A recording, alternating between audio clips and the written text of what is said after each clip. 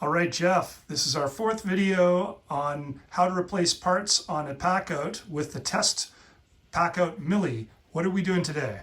So today we're going to replace the wheels. All right, let's do it. Let's do it.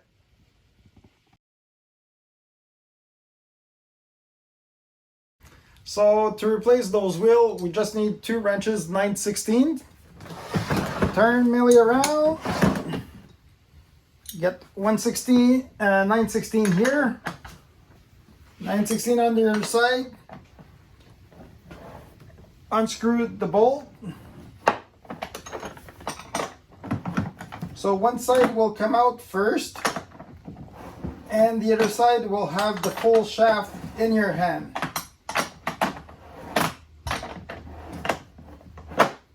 So that should be almost done. There, this is the side we have the nut, and the shaft will be on the other side. So you just slide the wheel off. If it's broken,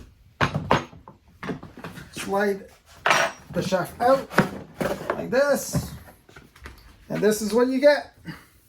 Now to put it back in, we take the shaft with the wheel, put it back in the hole, slide it all the way down, take the wheel, put it back on the shaft, quite easy, like this.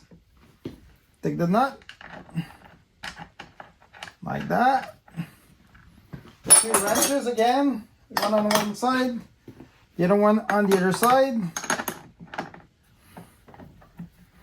Tight it, and there you go.